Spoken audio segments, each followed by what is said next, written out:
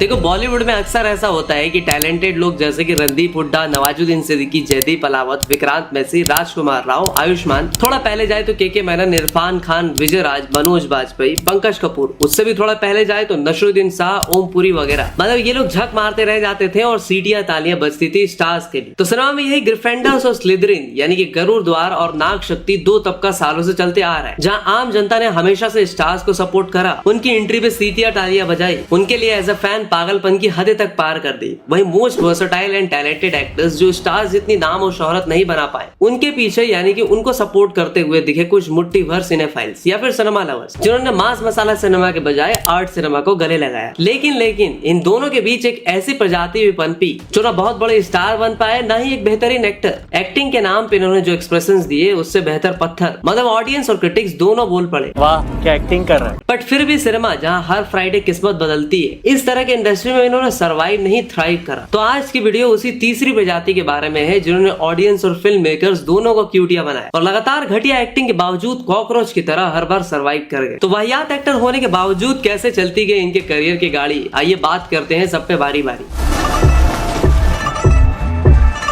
तो इस लिस्ट के सबसे पहले एंड द मोस्ट टैलेंटेड इंसान है पूरी की पूरी यूनिवर्स खाकर डकार भी ना मारने वाले उदय चोपड़ा। जैसा कि मैंने कहा, बॉलीवुड में कुछ एक्टर्स अपने टैलेंट पे सरवाइव करते हैं, कुछ अपने लुक्स पे और कुछ सिर्फ अपने सरनेम पे। तो उदय चोपड़ा की कहानी उस नेपोटिज्म के सबसे बड़े पोस्टर बॉय वर्जन से शुरू होती है, जहाँ एक्टिंग आती हो या ना आती हो, घर की प्रोडक्शन कंपनी आपको तब तक लॉन्च करती रहती है जब तक ऑडियंस खुद हाथ जोड़कर ना बोल दे कि भाई अब बस कर। अगर थोड़ा ब्रूटली ऑनेस्ट होकर बात करें तो सच ये है कि अगर उदय चोपड़ा किसी नॉन फिल्मी फैमिली से होते तो शायद किसी सेट पे स्पॉट बॉय होते या फिर दिहाड़ी लगा रहे होते। लेकिन क्योंकि यश चोपड़ा उनके पिताजी थे और आदित्य चोपड़ा उनके भाई, तो उनकी सर्वाइवल की गाड़ी सालों तक एक्टिंग के डुप्लीकेट इथेनॉल पेट्रोल पे दौड़ती रही। लेकिन उदय चोपड़ा एक एवरेज एक्टर होने के बावजूद 30 साल से ज्यादा तक फिल्म इंडस्ट्री में सर्वाइव कर गए। नहीं, सिर्फ इसमें फैमिली का चक्कर नहीं था, बल्कि एक स्मार्ट री इन्वेंशन वाली टेक्नोलॉजी भी थी। तो साल था 2000 और फिल्म थी मोहब्बतें। शाहरुख खान और अमिताभ बच्चन जैसे लेजेंड्स के बीच यश राज फिल्म्स अपने घर के चिराग को लॉन्च करते हैं। उदय को स्क्रीन पे बस 3 काम करना होता है: मुस्कुराना, अपने बाइसेप्स दिखाना और आंखें खुली हो या बंद पे डांस करना। जिमी शेरगिल और जुगल हंसराज थोड़ी बहुत एक्टिंग कर भी रहे थे, बट उदय का फोकस सिर्फ अपने कूल डूड पर्सोना पे था। ये फिल्म सुपरहिट हो जाती है और उदय का लगता है कि वो नेक्स्ट सुपरस्टार बन गए। बट उसके बाद आती है मेरे यार की शादी और मुझसे दोस्ती करोगी। ऑडियंस को समझ आने लगता है कि एक्सप्रेशंस के नाम पे इनके पास सिर्फ एक ही डिफॉल्ट स्माइल है। और जब सोलो हीरो का करियर डूबने लगता है, तब उनके भाई ने उनके बॉलीवुड का सबसे बड़ा पेंशन प्लान थमा दिया होता है, धूम। मेरे लिए धूम कुछ और मायने रखती हैं। जब धूम है तो मैं एक्टर हूँ, जब धूम नहीं है तो मैं एक्टर नहीं हूँ। अली का कैरेक्टर उदय चोपड़ा के करियर का वेंटिलेटर बन जाता है। अभिषेक बच्चन और उदय चोपड़ा मतलब एक ही लड़की के 2 आशिक। नहीं सालों, ऐश्वर्या की बात नहीं कर रहा हूँ, फ्लॉप्स की बात कर रहा हूँ, मेटाफोर समझा करो यार। तो दोनों धूम फ्रेंचाइज के सहारे अपने करियर को जिंदा रखने की कोशिश करते हैं। बाइक चलाना, टपोरी हिंदी में बोलना, बस यही उनके सर्वाइवल का किट बन जाता है। जब भी करियर खत्म होने कगार पे होता है, वायर अपनी एक नई धूम अनाउंस कर देता है और उदय की नौकरी बचती रहती है। बट फिर भी उस टाइम पे भी मीडिया बीच में उदय चोपड़ा की कह के ले रही होती है। उदय चोपड़ा जी महाराज, वैसे तो उनकी सारी मूवीज देख के हर किसी का मन बस उनके कान के नीचे देने का होता था, मगर अब जबकि कान फिल्म फेस्टिवल करवाया ही जा रहा है, तो क्यों ना उनको इस फेस्टिवल में बुला के दे दिया जाए मोस्ट पॉपुलर एक्टर का खिताब। अरे बिल्कुल सही सुना आपने, उदय चोपड़ा को इस फिल्म फेस्टिवल में दिया जाएगा मोस्ट पॉपुलर एक्टर का खिताब। तालियां! और यकीन मानो इस नेक काम के लिए हमने यश अंकल या आदि से पैसे नहीं लिए हैं। खाओ माँ कसम। देखो, जब एक्टिंग से दाल नहीं गली तो उदय भाई ने सोचा कि क्यों ना मैं अपने लिए खुद की एक स्क्रिप्ट लिखूं, और यहाँ उन्होंने अपने ही करियर की सबसे बड़ी वाट लगा दी। साल 2010 में फिल्म आई प्यार इम्पॉसिबल। इस फिल्म की स्टोरी, स्क्रीन प्ले, डायलॉग्स खुद उदय चोपड़ा ने लिखे और खुद को प्रियंका चोपड़ा का अपोजिट कास्ट कर लिया। एक गीकी लड़का जिसको कॉलेज की सभी हॉट लड़कियां मिल जाती है। ये स्क्रिप्ट कम और उदय की पर्सनल फैंटेसी ज्यादा लग रही होती है। उनकी इस राइटिंग ने बॉक्स ऑफिस पे ऐसी वाट लगाई होती है कि यश राज फिल्म्स के बैलेंस शीट में उदय चोपड़ा को अकाउंटेंट्स ने एसेट से निकाल के लायबिलिटी सेक्शन में डाल दिया होता है।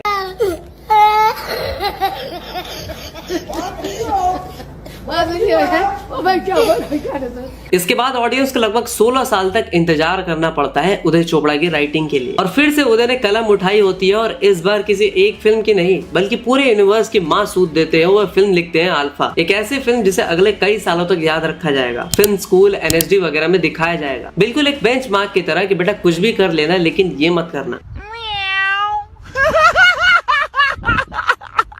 आज अगर यश चोपड़ा जिंदा होते तो अल्फा देखकर यही कहते, सांप को पाल रहा था। बट सवाल अभी भी यही है कि तो आखिर एक एवरेज एक्टर इतने साल तक सरवाइव कैसे कर गया। तो सीधी सी बात है कि घर की दुकान ऊपर से गोरी का मकान, यानी कि जब आपके भाई के पास इंडिया का सबसे बड़ा प्रोडक्शन हाउस हो तो आपको डायरेक्टर्स के आगे लाइन नहीं लगानी पड़ती, बस आप ब्रेकफास्ट टेबल में बोलते हो कि भाई बोल रहा है एक फिल्म प्रोड्यूस कर दो। दूसरी चीज है एक्सेप्टिंग दी साइड किक। उन्होंने जल्दी समझ लिया होता है कि वो ऋतिक रोशन या SRK नहीं बन सकते। उन्होंने कॉमिक रिलीफ और हीरो के दोस्त वाले रोल्स चुपचाप एक्सेप्ट कर लिए होते हैं जिससे वो एटलीस्ट रेलेवेंट रह सके। और जब धूम 3 के बाद उन्हें खुद रियलाइज हो जाता है कि अब ऑडियंस उन्हें झेलने के मूड में नहीं है तो उन्हें शांति से एक्टिंग छोड़ दी होती है और वो वायर अप एंटरटेनमेंट को पीछे से हैंडल करने लगते हैं। अब इस लिस्ट के अगले कंटेस्टेंट की बात करते हैं। तो इस लिस्ट के अगले कंटेस्टेंट अगर आज एक हीरो नहीं होते तो मार्शल आर्ट्स जैसे कि टाइक्वांडो, कुंफू वगैरह सिखा रहे होते, जिनके पास भाई लुक्स, फिजिक, डांस सब कुछ ऋतिक के जैसा है एक्सेप्ट वन थिंग जो कि है एक्टिंग। बिल्कुल आपका तीर निशाने पे लगाए, मैं बात कर रहा हूँ बचपन में रिश्तेदारों के गेंद में दांत गड़ा देने वाले एक्टर टाइगर श्रॉफ की। टाइगर नाम आया कैसे? बचपन में मैं लोगों को काटता था। खाता मतलब यू शुड बाइट देम। ये पाजी Really? कसी का काटता था हूँ। अब ऐसे में तो नाम टॉमी रखना चाहिए था ना, पापा का नाम जैकी, बेटे का नाम टॉमी। बात में जाना नहीं, काट के रख दूंगी यहाँ पर।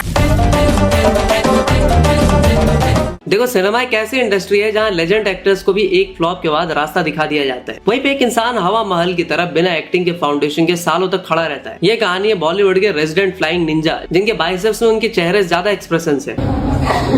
मैं जीत गया। Oh shit! Oh shit! क्या चल रहा है हाथ पे?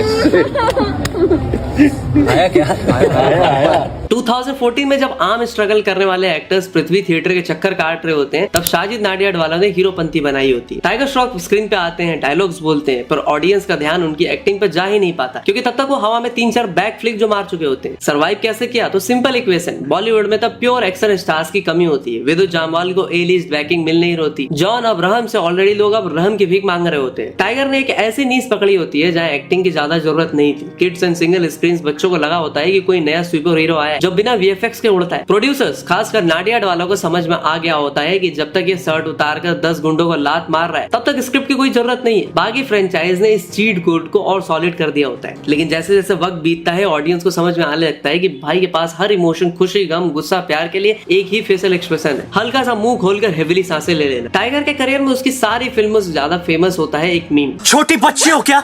इस मीम ने टाइगर को इतना पॉपुलर कर दिया होता है कि टाइगर इसे अच्छे से मार्केट करके अपनी दूसरी फिल्में प्रमोट करने लगते हैं। Listen to me. You guys are not that strong. I mean, छोटी बच्ची हो क्या? लेकिन एक सेकंड, पीछे खड़े इस देसी ब्लैक कंजर को देखो, मतलब तुझे किस बात की खुशी हो रही है बे? छोटी बच्ची हो क्या? टाइगर की अगर पिछली 3-4 फिल्में हीरोपंती 2, गनपत, बड़े मियां छोटे मियां की बात करें तो एक्टिंग का लेवल इतना वाहियात है कि CGI और VFX भी शर्मा जाए। गनपत इस फ्यूचरिस्टिक डिजास्टर में टाइगर को एक्टिंग करने का मौका मिला होता है पर उन्होंने अपने फेशियल मसल्स को हिलाने से साफ इनकार कर दिया होता है। इमोशंस के नाम पे उन्होंने बस अपने नए डांस स्टेप्स दिखाए होते हैं। बड़े मियां छोटे मियां, अक्षय कुमार के सामने स्क्रीन प्रेजेंस होल्ड करना तो छोड़ ही दीजिए, टाइगर पूरे टाइम में कंफ्यूज जिम ब्रो की तरह लड़ रहा होता है जिसे गलती से मिलिट्री यूनिफॉर्म पहना दी गई है। देखो बॉलीवुड एक फ्रेंचाइज और फॉर्मूला ड्रिवन इंडस्ट्री है। 1-2 बागी और वॉर जहाँ पे ऋतिक ने सब कुछ कैरी किया होता है, इन फिल्मों के बॉक्स ऑफिस नंबर्स ने टाइगर को एक बैंकेबल एक्शन स्टार का टैग दे दिया होता है। प्रोड्यूसर्स को भी लगा होता है कि एक्शन तो कर ही लेगा, बाकी डायरेक्टर संभाल लेगा, लेकिन अब वो इल्यूजन भी टूट चुका है। देखो टाइगर श्रॉफ नो डाउट एक अच्छा इंसान, एक डिसिप्लिन, कम बोलने वाला इंट्रोवर्ट बंदा है, इवन जो नेगेटिव कमेंट्स को भी काफी अच्छे से हैंडल करता है, बट यार एक्टिंग वो आप रहने ही दो। Karan Agarwal, Tiger is just a body builder, not a good actor. यार बॉडी बिल्डर लोग बहुत मेहनत करते हैं। If I wish I could be at least half of a body builder but not a good actor. यार मे बी सीख ही रहा हो यार, पर कोशिश करूंगा to become better one someday. वैसे भी आज तक विद्युत और अक्षय मैदान छोड़ा नहीं। वेल देखो अक्सर एक एवरेज एक्टर होने के बावजूद भी बॉलीवुड में कुछ लोग सरवाइव कर जाते हैं जस्ट बिकॉज ऑफ देयर फिल्मी फैमिली, बट कुछ लोग इसमें से भी एक्सेप्शन होते हैं। ना वो फिल्मी फैमिली से आते हैं, ना ही वो एक अच्छे एक्टर होते हैं, वो फिर भी सरवाइव कर जाते हैं। नहीं, ऐसा मैं नहीं कह रहा है, कार्तिक के साथ काम कर चुके प्रशांत नारायण ने कहा था। What's your take on Kartik Aaryan? Sorry? What's your take on Kartik Aaryan? Do you love I his think body he's of work? terrible. I think he's one of the most terrible actors that we have over here, but an extremely lucky person. And I think he's only surviving because of his parents' blessings. तो चलिए अब rewind का button दबाते हैं और देखते हैं कि एक एवरेज एक्टर जिसकी एक्टिंग रेंज जिसकी स्माइल और रोने वाले फेशियल एक्सप्रेशंस के बीच आके दम तोड़ देती है, वो इंडस्ट्री में अब तक कैसे टिक गया और पिछले 3-4 फिल्मों में उसने एक्टिंग के नाम पे जो जुल्म किए हैं उससे बात करेंगे। देखो, कार्तिक आर्यन की एक्टिंग जर्नी किसी एक्टिंग स्कूल से नहीं बल्कि हर मिडिल क्लास इंडियन लॉन्डे की फ्रस्ट्रेशन से शुरू होती है। जब प्यार का पंचनामा आती है तो लव रंजन ने कार्तिक को एक 5 मिनट का मोनोलॉग दे दिया होता है। इस एक सीन में कार्तिक ने एक्टिंग नहीं की होती, उसने बस अपनी भड़ास निकाली होती है। एंड गेस व्हाट, इंडिया के सारे सिंगल और फ्रस्ट्रेटेड लड़कों ने उसे अपना नेता मान लिया होता है। इस एक मोनोलॉग ने उसे करियर ऐसा सेट किया होता है जैसे फिक्स डिपॉजिट पे कंपाउंड इंटरेस्ट। उसे आगे भी मूवी इसलिए मिलती रहती है क्योंकि प्रोड्यूसर्स को समझ में आ जाता है कि फ्रस्ट्रेटेड लौंडा बेचना इंडियन मार्केट में सबसे आसान काम है। इसके बाद लड़के ने लड़की को 2 दिन हक नहीं किया तो प्रॉब्लम, हक किया तो चेप हो रहे हो, इतना भी अच्छा नहीं लगता। साली शॉपिंग खत्म नहीं होती इनकी। पहले कुशन आए, फिर कर्टेन्स आए, फिर कुशन कर्टेन से मैच नहीं किया तो और कुशन आए। साले मग इतने हैं मेरे यहाँ कि उन्हें बेचने जाऊं तो महीने का खर्चा निकल आए। देखो, नो हेट पर कार्तिक आर्यन एके अक्षय कुमार का छोटा नुन्नू, इस बंदे ने अपनी बदौलत इंडस्ट्री में पहचान बनाई, 1 करोड़ से 40 करोड़ तक का सफर तय किया, जबकि उसके कलीग्स या फिर उसके पीयर्स छीलते रह गए। अरे भुट्टे की बात कर रहा था, बट कार्तिक आर्यन एक ओवररेटेड एक्टर तो है। In 5 years, you have gone from 1 crore to 40 crores per fees of your movie. 40 times increment. It is something to do with instinct. मतलब कुछ तो खतरनाक कर रहे हो। 100%. इवन कार्तिक को उन लोगों ने ओवररेटेड बोल दिया जो साले खुद अपनी इंडस्ट्री के सबसे बड़े ओवररेटेड है। बादशाह, तुम्हारी बात कर रहा हूँ। Name an overrated actor. Kartik Aaryan. बिना गॉडफादर के उसको कंसिस्टेंटली मूवीज कैसे मिली? तो देखो, यहाँ एंट्री होती है कार्तिक के सबसे बड़े अस्त्र की, द विक्टिम कार्ड की। कार्तिक अपना वही एक सिग्नेचर मेसी हेयर स्टाइल और सेम 32 दांत वाली स्माइल लेके घूम रहे होते हैं और अचानक करण जोहर उन्हें दोस्ताना तू से निकाल देते हैं। अगर कोई और आउटसाइडर होता तो उसका करियर भी वही दफन हो जाता है, पर कार्तिक का पीआर नेटवर्क किसी टॉप टियर टेक कंपनी से कम नहीं है। रातों रात नैरेटिव चेंज हो गया, वो बन गया सदी का सबसे बड़ा आउटसाइडर शहीद। एसएसआर केस के बाद लोगों ने सोचा कि अरे बेचारा नेपो किड्स इसको दबाना चाहते हैं। बिना एक भी अच्छी परफॉर्मेंस दिए पूरी जनता उसके पीछे खड़ी हो गई। उसे एक्टिंग की जरूरत नहीं थी, लोग बस नेपोटिज्म गैंग को चिढ़ाने के लिए कार्तिक की फिल्में देखने चले गए। भूल भुलैया 2 की सक्सेस एक्चुअली अक्षय कुमार की बनाई हुई फ्रेंचाइज वैल्यू की वजह से थी, पर पीआर मशीनरी ने उसको कार्तिक की सोलो हिस्टोरिकल विक्ट्री बना दी। माने कार्तिक ने एग्जैक्टली आगे चलकर उन्हीं अस्त्रों का इस्तेमाल किया जिसका इस्तेमाल नेपो किड्स करते रहते हैं, जैसे कि पूरी की पूरी फिल्म का क्रेडिट खा जाना, फिर चाहे वो आलिया हो या फिर दीपिका या फिर कोई और एक्ट्रेस। भूल भुलैया के सक्सेस के बाद भी बड़े बड़े आर्टिकल्स छपवाए गए, Kartik Aaryan Bhool Bhulaiyaa 3 surpass life time collection. अब सिंपैथी वेव थोड़ी शांत हुई तो असलियत बाहर आने लगी। पिछले कुछ फिल्मों में भाई ने जो एक्टिंग के नाम पे क्राइम किया है उसके लिए गरुड़ पुराण में अलग से सजा है। शहजादा भाई ने सोचा कि वो अल्लू अर्जुन बन जाएंगे, लेकिन फिल्म के डायरेक्टर थे वरुण धवन के भाई रोहित धवन। तो उन्होंने कार्तिक को कहा, मैं तुझे टके टके पर बिकने वाले रांड बना दूंगा। तो अला वैकुंठपुर मूवी की रीमेक उठाई गई और तेलुगु सुपरस्टार का स्वैग और स्क्रीन प्रेजेंस को कॉपी करने के चक्कर में ऐसी वाहियात एक्टिंग की गई कि ये फिल्म एक सस्ता टिकटॉक स्पूप लगने लगा। Valmiki, I am owner of this building, this garden and you. Suit पहन के इंग्लिश बोलने का मजा ही कुछ और है। वरना पगार काट दूंगा। निकल निकल। तूने तो कहा था सिर्फ घर में घुसेगा, अब ऑफिस की चौकीदारी क्यों कर रहा है? यहाँ बीड़ी मत फूंक, कंपनी की इज्जत है यार, बर्बाद मत कर। मेरी कंपनी है, मैं जो चाहे करूं। चल निकाल। भी चढ़ गई है, निकाल। एक्शन सीन्स में उसकी बॉडी लैंग्वेज ऐसी थी जैसे उसको सेट पर किसी ने धक्का दे दिया और एक्सप्रेशंस इतने फेक थे कि ऑडियंस को खुद के लिए सेकंड हैंड एम्बैरेसमेंट फील होने लगा।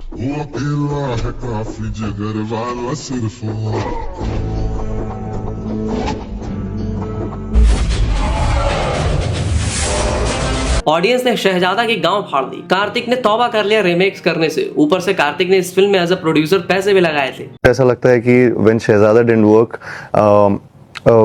I had this idea when we were promoting the film and मुझे कहीं ना कहीं लगने लगा था कि कुछ यहाँ पे I think something's not clicking maybe and I stood by the film and still stand by the film. What was not clicking? I think the remake factor.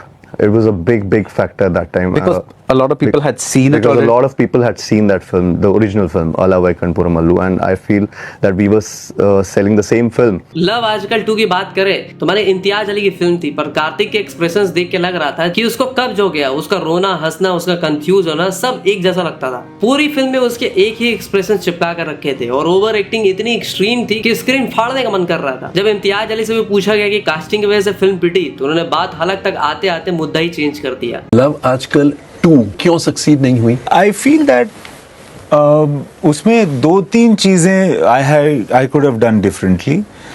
One is I try to put too much into it, तो वो थोड़ा भारी पड़ गया. तो उसकी जो एक ईज थी ना, वो थोड़ी सी कॉम्प्रोमाइज़ हो गई.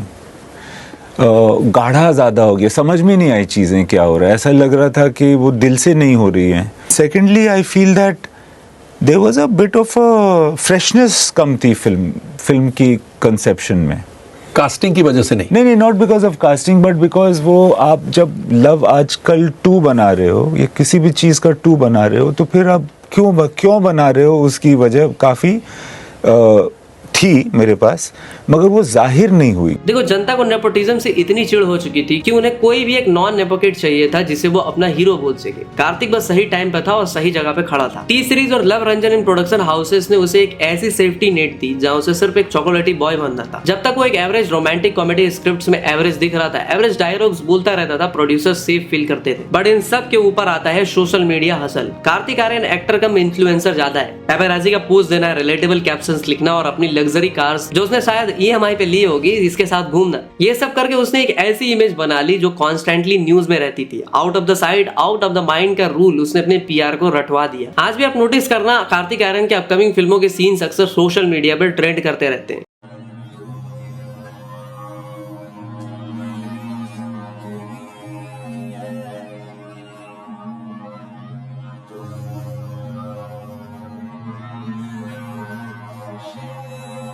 खैर, अब जिसके बारे में बोलने जा रहा हूं वो आपको बहुत कंट्रोवर्शियल लग सकता है, लेकिन मेरी पूरी बात सुनने के बाद ही कुछ स्टेटमेंट देना.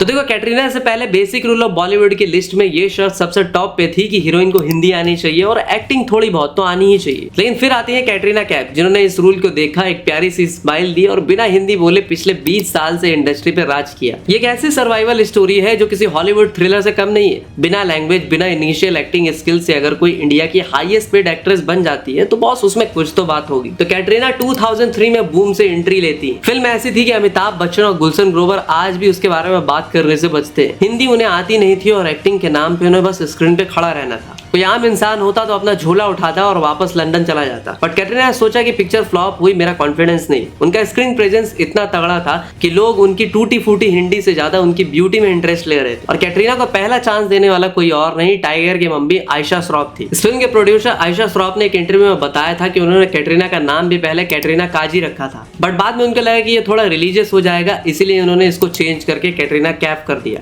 लेकिन स्टोरी में ट्विस्ट आया जब बॉलीवुड के दरवाजे बंद हो रहे थे, तभी खिड़की तोड़ के आए सलमान खान. ऊपर से सलमान खान उस टाइम पे अपने भाई रोजगार योजना के पीक पर थे. तो सलमान खान ने उन्हें मैंने प्यार क्यों किया में कास्ट करवाया. उन्होंने इंश्योर किया कि कैटरीना को ऐसे रोल्स मिले जहां उन्हें ज्यादा डीप इमोशनल एक्टिंग ना करनी पड़े. भाई का फॉर्मूला सिंपल था, स्क्रीन पे सलमान खुद होंगे और कैटरीना का ग्लैमर होगा. ये कॉम्बिनेशन बॉक्स ऑफिस पे आग लगा देता था. सलमान खान ने सिर्फ उन्हें मूवीज नहीं दिलाई, उन्हें एक प्रोटेक्टिव शील्ड दी जिसके अंदर रहकर कैटरीना अपनी स्पीड से सीख सकती थी. बट सलमान खान ने खुद कई बार कहा था कि Katrina Kaif struggled with dancing and could बेयरली walk properly when she entered the film industry. देखो, फिल्में तो मिलने लगी पर हिंदी का क्या, तो बॉलीवुड ने इसका भी सॉल्यूशन निकाल लिया. मोना घोष शेट्टी, शायद आप इस नाम से परिचित नहीं होंगे, लेकिन कई सालों तक स्क्रीन पे कैटरीना होठ हिलाती थी और आवाज मोना की होती. खामोशी भी अजीब है, कहीं तो एक अजीब सा रिश्ता बन जाता है, लेकिन अगर रिश्तों में आ जाए तो घुटन बन जाती है. Is this Katrina? Yep. From हमको दीवाना कर गए. कैटरीना कैफ के करियर की दूसरी और सबसे बड़ी इनिंग रही अक्षय कुमार. अक्षय कुमार के साथ उन्होंने Namastey London, welcome, Singh is king, मतलब बैक टू बैक ब्लॉकबस्टर फिल्में थी. सबसे स्मार्ट मूव नमस्ते लंदन रही. इसमें उनके कैरेक्टर को एक NRI लड़की की तरह दिखाया गया जिसे ठीक से हिंदी नहीं आती. मतलब डायरेक्टर ने कैटरीना के सबसे बड़ी वीकनेस को ही फिल्म का प्लॉट बना दिया. और वेलकम के टाइम पे तो कैटरीना ने साफ डिनाई कर दिया था कि उनकी डबिंग किसी ने की थी. Did you work really hard in your Hindi to sort of perfect it, to be able to do this? What in the earlier years were you being dubbed for your performances? No. It's just hard work. It was hard work. I think it was Jackie Shroff who first told me learn to read Devanagari, and that was very important for me because in the first few films at that time the directors would write the lines on the set and give it to you. And in Devanagari? Or? Yes. A lot of them would write in Devanagari, and I never wanted to be in that position where it's like, what do I do? So the first thing I did was learn to read in Devanagari, and I think that was the base which saved me. there's nothing more complex to it than that. बाद में अनीस बजवी ने murder छील दिए, I mean he spilled the beans और बताया कि कैटरीना की Dickson बिल्कुल भी ठीक नहीं थी। उन्होंने पहले सोचा था कि क्यों ना एक बैक स्टोरी डालते हैं कि उनकी पूरी लाइफ अब्रॉड में रही है इसलिए उनकी हिंदी अच्छी नहीं है, बट ये आइडिया पहले यूज हो चुका था और ये आइडिया इन्हें जमता नहीं, इसलिए बाद में उनकी वॉइस डब करा दी जाती है। देखो आज के टाइम पे आउटसाइडर हीरोइन तो छोड़ो, पब्लिक नेपोकिड्स को भी उतना चांस नहीं देती जितना कैटरीना को मिला था। कैटरीना ने खुद भी एग्री करा था कि शुरुआत में कोरियोग्राफर्स उनके मुंह पे बोल दिया करते थे, मेरे पास कोई अल्फाज नहीं है, मुझे माफ कर दे आप लोग सारे, मुझे छुट्टी दे दे। I was, I think, 17 at the time. I was on a beach. I was doing a song sequence in a movie, and the choreographer was saying very loudly and very audibly that this girl is zero. She cannot dance. She is just like messing with my mind. He's getting very irritated, and I remember thinking, he's saying it loud enough that I can hear, which means he wants me to hear. I remember feeling bad. But इसी dance में आने वाली criticism को कैटरीना ने seriously लिया और dance वाले department में बहुत मेहनत की। शीला की जवानी, चिकनी चमेली, कमली, मतलब उन्होंने ऐसे डांस नंबर्स दिए कि पूरे इंडिया उनके स्टेप्स को कॉपी करने लगा। उन्होंने इतनी मेहनत की अपने एब्स और फिटनेस भी कि लोगों को फर्क ही नहीं पड़ा कि उन्होंने एक्टिंग आती भी है कि नहीं। जब उन्होंने धूम 3 में हवा में लटक कर ग्रेविटी डिफाइंग स्टंट्स करी तो लोगों का मुंह अक्सर खुला खुला रह गया और ऐसे में लोग उनकी हिंदी डिक्शन चेक करना भूल गए। One more thing, Ekta tiger changed everything. She learn heavily into action and stunts providing she could kick as much as she could dance.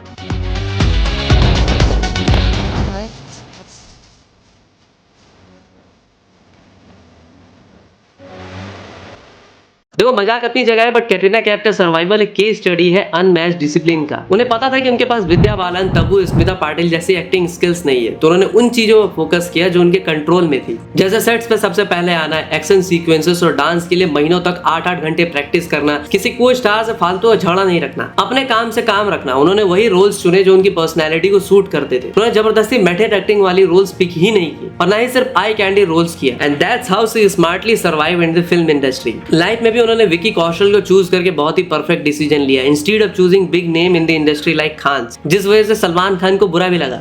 Katrina Kaif, Kapoor, कितना बड़ा चांस मिस किया खान होने का। मैं कपूर।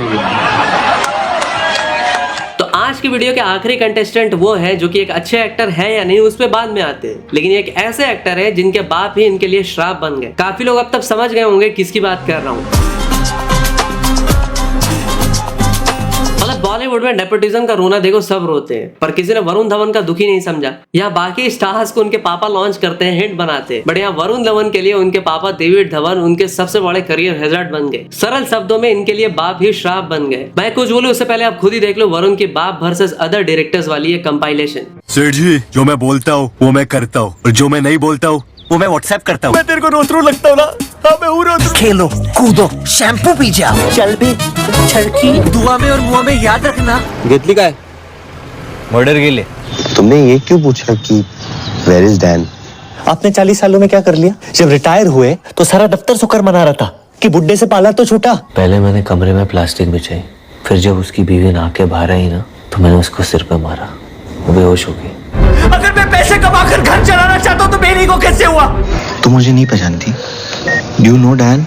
देखो वरुण की कहानी शुरू होती है साल 2012 में। पिताजी डेविड धवन जिन्होंने 90s में गोविंदा के साथ मिलकर कॉमेडी की पूरी यूनिवर्सिटी खोल दी होती है। तो सीधी सी बात है कि बॉलीवुड डेब्यू किसी रेड कार्पेट से कम नहीं होता। करण जौहर उन्हें स्टूडेंट ऑफ द ईयर में लॉन्च करते हैं और वरुण अपनी पहली फिल्म में दिखा देते हैं कि उनके पास दो चीजें कूट कूट के भरी है, एक्टिंग और टैलेंट नहीं, एब्स और एजिलिटी की बात कर रहा हूँ। वरुण धवन 7 साल का एक ऐसा रिकॉर्ड बनाते हैं जिसको आज तक SRK, सलमान जैसे सुपरस्टार्स भी बीट नहीं कर पाए। 2012 में स्टूडेंट ऑफ द ईयर से वरुण की जो जर्नी स्टार्ट होती है, उसके बाद 2012 से 2019 तक वरुण ने 11 फिल्में करी होती है, जिसमें बदलापुर, ABCD 2, बद्री दुल्हनिया, दिलवाले, सुई धागा, मतलब वरुण धवन की गन से निकली हर गोली ने हिट दागा था। उनके 11 में से एक भी फिल्म फ्लॉप नहीं हुई थी टिल कलंक, जिसने बिल्कुल नाम जैसा काम करा होता है। वरुण धवन और उनके पापा डेविड धवन ने स्मार्टली एक चाल चली होती है। वरुण धवन ने गोविंदा और सलमान का एक ऐसा हाइब्रिड वर्जन बनाने की कोशिश की होती है जिसमें एक्टिंग थोड़ी कम और छलांगे थोड़ी ज्यादा होती है। और हैरानी की बात यह थी कि देश की जनता को ये ओवर एक्टिंग का सस्ता नशा पसंद भी आ रहा था, इसीलिए तो वरुण ने लगातार 11-12 हिट्स दी होती है, जो कि ऑब्वियसली बॉलीवुड के इतिहास में एक रिकॉर्ड है। प्रोड्यूसर्स को भी लगा होता है कि ये लड़का तो सोने का अंडा देने वाला ऑस्ट्रिच है। देखो, जब भी वरुण अक्टूबर या बदलापुर जैसी फिल्में करते तो तारीफ तो बहुत मिलती, पर बॉक्स ऑफिस पर वो 100-200 करोड़ वाली खुजली नहीं मिट पाती। वरुण को आदत लग चुकी थी मास ऑडियंस की तालियों से, इसलिए जैसे उन्हें लगता कि वो सीरियस एक्टर बन रहे हैं, वो डर जाते और भाग कर दोबारा वही घटिया स्क्रिप्ट चूज कर लेते हैं। आज कंडीशन ऐसी है कि वरुण धवन खुद अपनी घटिया फिल्मों को रिएक्शन देने चले आते हैं। Single get a card. ये क्या सीन था यार? अरे कोई बच्चे को उठाओ! Come on, this is possible. अरे किसका बच्चा है? चलो भाई।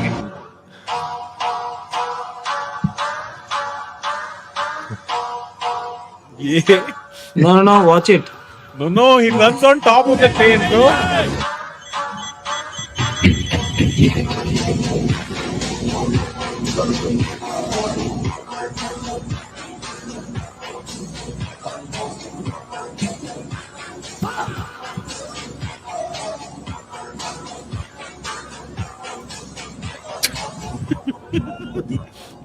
अरे पीयूष, ऐसा कभी प्रॉब्लम किया है आईआईटी में फिजिक्स में? Train leaves eight 40 km/h and Varun Dhawan leaves eight 90 km/h। हसदे चेहरिਆਂ ਦਾ मतलब ਇਹ ਨਹੀਂ ਹੁੰਦਾ।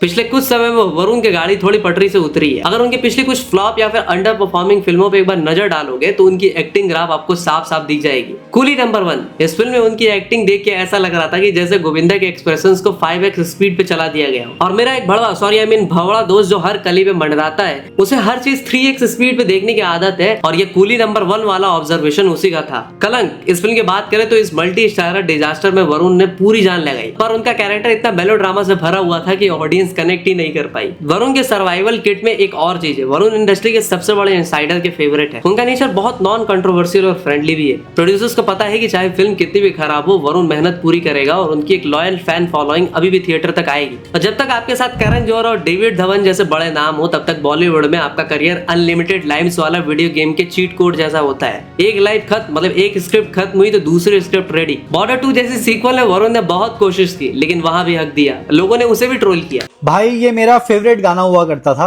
कि चिट्ठी आती है हमें तड़पा, पर अब नहीं, क्योंकि अब इसमें वरुण धवन ने यूं कर दिया कि चिट्ठी आती है। नहीं आएगी भाई, तेरी चिट्ठी उड़ के कहीं फट जाएगी, मत गा भाई, मैं कह रहा हूं पोस्ट ऑफिस बंद हो जाएंगे ऐसे गाएगा तो। हमें तड़पाती है, अबे तूने तड़पा दिया हमारे कानों को भाई कि घर कब आओ। नहीं आएंगे, भाग जाएंगे, बहुत दूर भाग जाएंगे, जिस घर में तू रहता है। मेरी फीड में आना बंद कर दे, मैं तेरी चिट्ठी फाड़ दूंगा। देखो, वरुण धवन के पास टैलेंट की कमी नहीं है, उन्होंने अक्टूबर, बदलापुर, सुई धागा जैसी फिल्मों में खुद को प्रूव भी किया है, पर उनका सबसे बड़ा दुश्मन उनका खुद का मास हीरो बनने का ऑब्सेशन है। अगर वो घटिया बिना सर पैर के स्क्रिप्ट छोड़कर दोबारा अच्छे डायरेक्टर के साथ काम करेंगे तो वो वापस ट्रैक पे आ सकते हैं, वरना बॉक्स ऑफिस से सर्वाइवल तो चलता ही रहेगा, पर एक ग्रेट एक्टर का टैग उनसे हमेशा दूर रहेगा। वैसे भाई लोग, इस एक्टिंग 0%, सर्वाइवल 100% वाले लिस्ट में अभी बहुत सारे लोग हैं, लेकिन ये वीडियो ऑलरेडी NH44 जितनी लंबी हो चुकी है, मतलब एकदम कश्मीर से कन्याकुमारी टाइप। इसीलिए अगर आप इस वीडियो का सेकंड पार्ट चाहते हो तो कमेंट सेक्शन में डालो अपनी, ये क्या पक रहे हो माधव? मेरा मतलब कमेंट सेक्शन में डालो अपने कमेंट एज पार्ट 2। बस 2000 कमेंट का एक छोटा सा टारगेट रखते हैं, जैसे ही डिमांड पूरी होगी सप्लाई लेके भाई आ जाएगा। तब तक के लिए मैं चला झटाटो लॉगिन करके दिहाड़ी लगाने, मिलता हूँ अगली वीडियो में, तब तक के लिए हर हर महादेव।